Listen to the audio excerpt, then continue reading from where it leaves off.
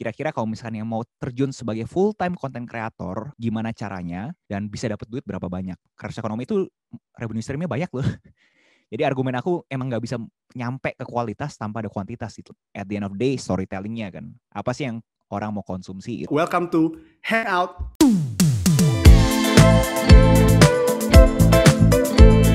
Hey guys, welcome to Home for Creators. Tempat creators tumbuh bareng. Nah, bersama gue siang hari ini udah ada Ko Agus Leo, seorang content creator, YouTuber, TikTokers, entrepreneur, businessman, semuanya dibabat habis.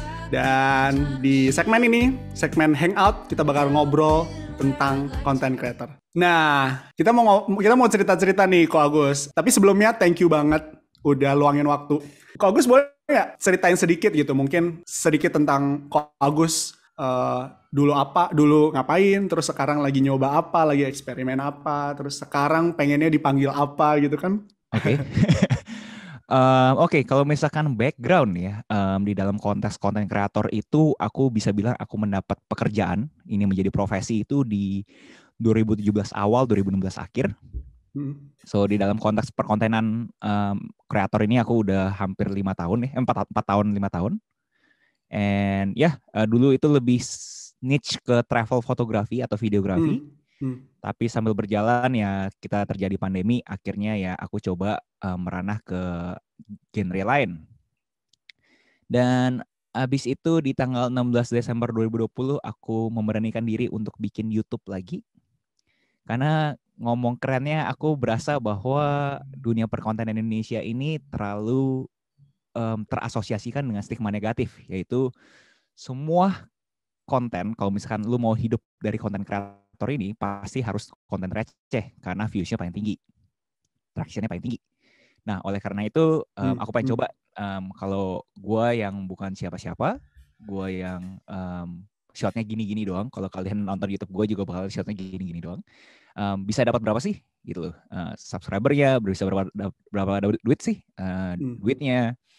Dan itulah yang ngegerakin aku, dan kenapa aku bikin studi kasus ini, kenapa aku jadikan aku kelinci percobaan ini, ya pengen kasih tahu aja sih bahwa tujuan mulianya pengen kasih tahu bahwa ternyata konten kreator itu nggak usah yang receh loh, ternyata yang konteksnya edukasi atau mungkin lebih tepatnya edutainment, education entertainment, ternyata ada duitnya juga loh.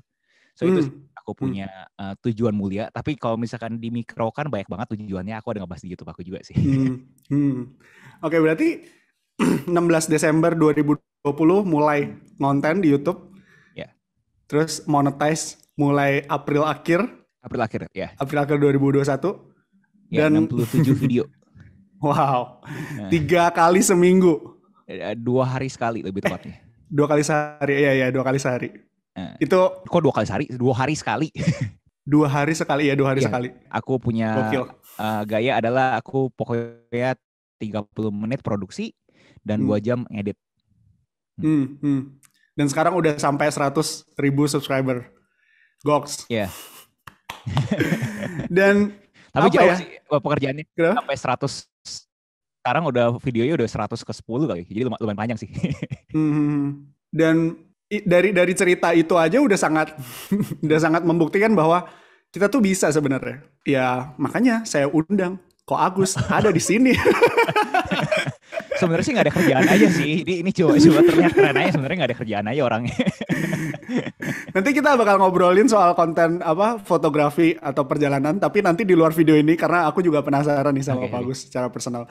Dan mungkin tadi dilihat dari pengen melihat bahwa konten receh itu nggak selalu yang paling rame, tapi konten edukasi juga bisa jadi sesuatu yang rame, tergantung packagingnya, dan ngelihat ke depannya ada peluang, itu yang menjadi alasan Ko Agus buat mulai di 16 Desember itu, bener nggak? Benar, itu tujuan mulianya. Tapi ada banyak tujuan lainnya lah, tapi itu salah satu tujuan mulianya. Iya. Tadi ngelihat peluang itu, Ko Agus, apa sih yang Ko Agus lihat gitu sejauh ini, selama ini, atau mungkin ada satu ini nih yang akan gue lihat di nanti. Di dalam konteks kenapa aku terjun di 16 Desember tersebut atau gimana nih? Iya, dan maksudnya tadi kan ada tujuan mulia, ada tujuan pribadi gitu. Iya benar. Nah, kalau dilihat dari tujuan Tapi kan itu menurut aku mungkin bisa jadi apa ya, bersinergi gitu Benar. ngelihatnya. Ya. Nah, apa sih yang Ko Agus lihat kalau boleh cerita sedikit? Oh ya, kalau ngomongin tujuan sih ada tujuan-tujuan lain. Contoh karena aku berasa aku udah baca-baca buku, Hmm. aku ada book notes. Nah, Hmm. book notes tersebut aku pikir ya sayang aku cuma taruh aja terus nggak coba aku elaborasi ke orang lain gitu. Hmm. Hmm. Hmm. Dan out of ego Hmm. karena aku pengen mencoba mempertajam aku punya pengertian terhadap buku-buku yang aku udah pernah baca, ya aku cobain jadiin Hmm. video essay. Jadi Hmm. Hmm. Hmm. tujuan-tujuan lainnya contohnya ya itu gitu kayak aku mikir bahwa you know what, aku punya banyak buku segini banyak, might as well aku coba bacain ke orang lain dan siapa tahu Hmm. ada yang mau nonton, tapi sebenarnya fungsinya buat akunya juga karena akunya jadi makin tahu kan, oh ternyata ini tuh fungsinya ini gitu. Karena kan aku coba Hmm. nggak cuma taruh tulis, tapi aku coba menyalurkan Hmm. via kata-kata kan, dimana itu kan lebih susah lagi kan.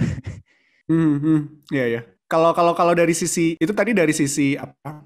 Dari sisi personal juga, benefit untuk personal sendiri Yep. juga dan mau sharing gitu. Kalau dari sisi industri ada nggak pandangan Ko Agus ke depan gitu? Oh ya, itu juga aku notice kan aku berkecimpung di industri startup dan aku notice di 2020 itu di Hmm. Amerika sejak pandemi ada jargon yang makin hype gitu loh. Ini jargon udah lama sebenarnya, tapi jargon ini mendadak jadi hype Hmm. di tahun Hmm. 2020 Hmm. kemarin di Twitter, Creators Economy.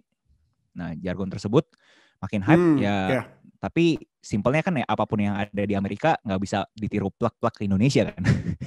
Karena um, paling simpelnya adalah GDP-nya Amerika sama GDP-nya Indonesia beda jauh. Apakah bisa gitu loh. Karena kalau di Amerika Jauh. emang itu Hmm. industri udah bisa bilang yang nggak bisa dibilang mature lah ya, tapi maksudnya lebih mature Hmm. dibanding kita gitu loh. Contohnya orang kalau misalkan mau bayar konten, ya bayar 15.000, $1 mah bayar aja gitu loh. Kalau di Amerika, kalau di Indonesia mungkin Hmm. masih mikir gitu, Hmm. kenapa gue harus bayar konten lu ya, gue ada Hmm. YouTube yang lebih murah gitu loh.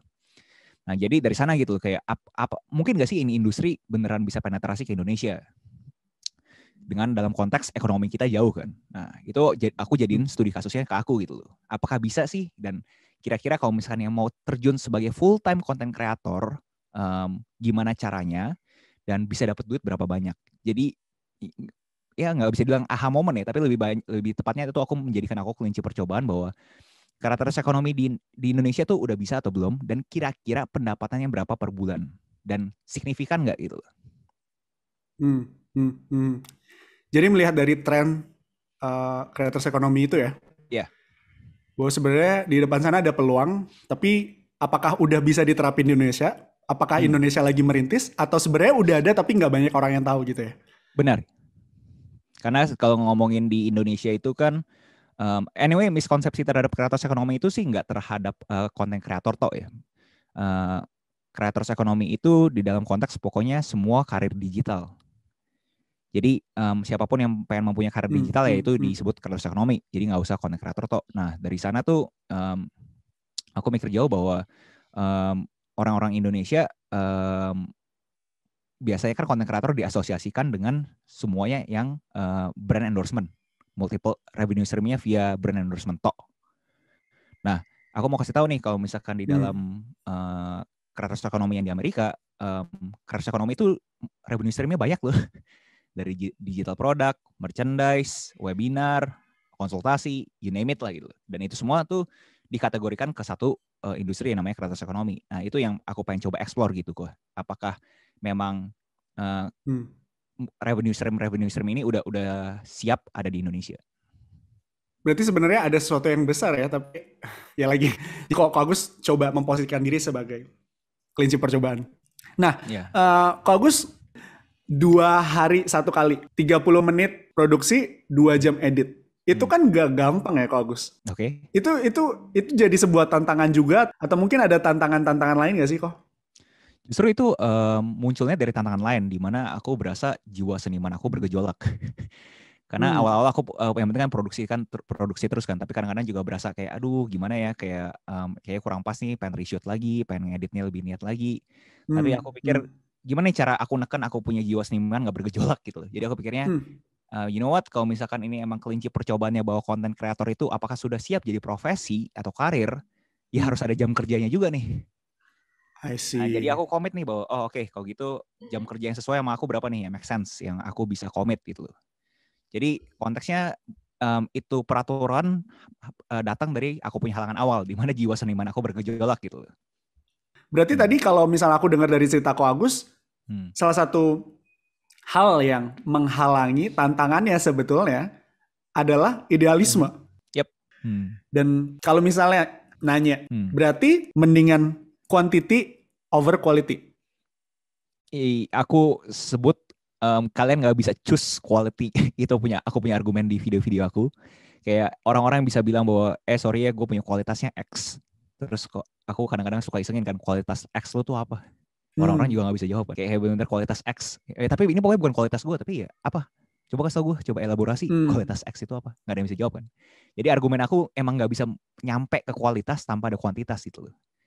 Jadi aku selalu ngomong di aku punya YouTube videos, hey, kuantitas bikin kualitas. Bukan kualitas over kuantitas gitu. I see. Jadi kualitasnya adalah kuantitinya itu sendiri. Iya, itu argumennya aku. Kemarin ada bikin short film. Itu aku ngedit 8 jam. Dan aku nonton itu. Dan itu viewsnya kecil banget gitu. Aku biasa cuma ngomong-ngomong kayak gini doang aja bisa viewsnya lebih banyak dibandingin aku ngedit 8 jam gitu. So itu yang kadang-kadang jadi aku punya peringatan bahwa definisi production time, definisi editing time, at the end of the day storytellingnya kan. Apa sih yang orang mau konsumsi gitu. Bukan masalah kerennya gitu. Oke, berarti dari tantangan itu justru peraturan itu adalah solusinya. Menarik sekali. Saya ingat terus. Buku-buku yang dibahas sama Ko Agus, tadi Ko Agus sudah sempat cerita sedikit sih. Sebenarnya buku-buku ini udah pernah dibaca. Terus dibaca ulang untuk ngingetin diri sendiri melalui cerita. Melalui kasih tahu, melalui ngajar lah ya. Oke. Cerita kayak lebih bagus. Atau kayak ngajar cerita bagus ya. Beban banget ya. Iya, kayak aku bukan guru deh. Kalau kita pakai bahasa ngajar nanti haters bakal teriak-teriak. Bakal ada yang ngomong master of apa ya? Bibir ya apa? Tang service. Oh ya, tang service. Iya, tang service. Itu nanti kita akan bahas di obrolan selanjutnya. Jadi stay tune, jangan lupa like, komen, dan subscribe. Kasih tahu pendapatmu biar kita bisa respon dan kita bisa diskusi bareng di kolom komentar.